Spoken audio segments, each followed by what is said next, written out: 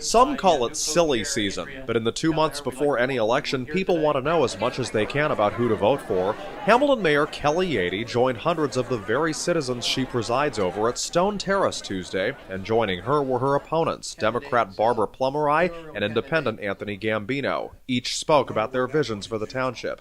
My vision for Hamilton Township began the day I walked into that mayor's office on November 30th, 2012. In just a few short months, we cut spending by $1.2 million. We have the highest rateable growth in Mercer County. I implemented the toughest and most comprehensive ethics program. We have hired 18 new officers. We have to turn the page on the tainted remnants of the Bensavengo administration, of which my opponent was such a compliant partner in.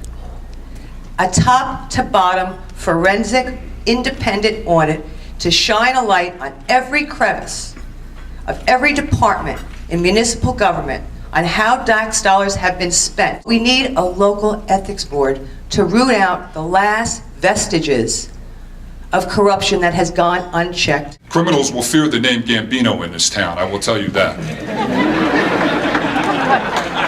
How to cut taxes. Strong, proactive economic development program. 2, productivity and incentive programs. Google, Microsoft, Apple. I want to bring all these companies here to Hamilton Township. We need this for our tax base. After speeches, candidates responded one by one to a series of questions. As mayor, what initiatives and incentives would you employ to attract new clean commercial ratables and stabilize the tax base and generate new jobs for Hamilton residents? What brings in businesses is a stable tax rate. Again, when they know what they're going to pay and when they can work with the government, 36 new businesses, highest rateable growth in the county. We are doing that, and we plan on continuing to do that. In order to attract new business, you have to get rid of the culture of corruption. I think people need to know that the business community can come to Hamilton Township and they know everything is going to be above board. I'm going to set up an advertising and marketing firm. I'm going to do a video, okay? I'm going to send it out all over the country to businesses everywhere.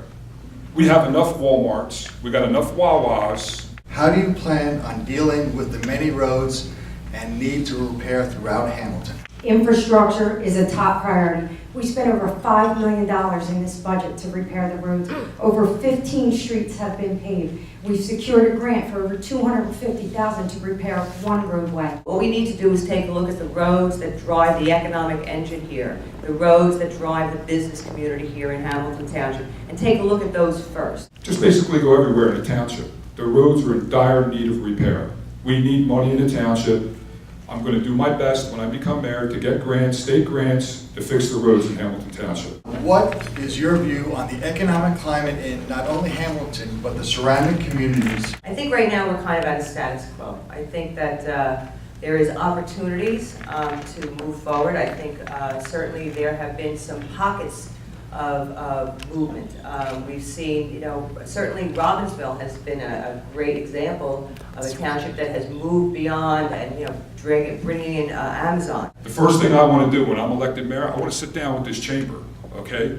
I want to sit down with other business people in this town, okay? And let's see what we can do to revitalize our town. As far as the economic climate here in Hamilton Township, I have to tell you, 36 new businesses, 2 hotels.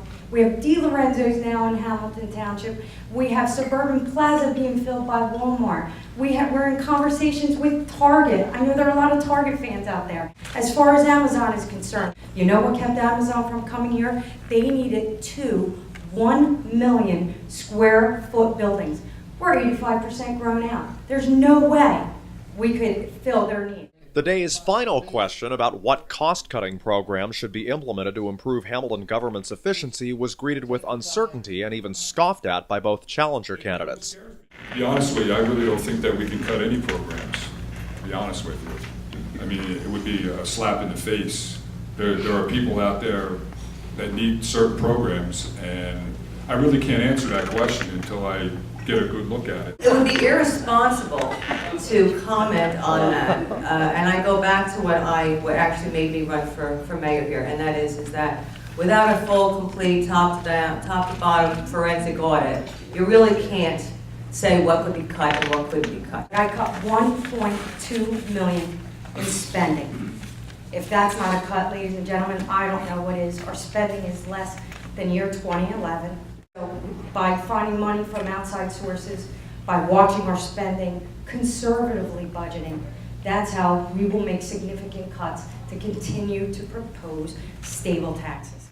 The election is November 5th. Mark Fontes, Hamilton Pulse.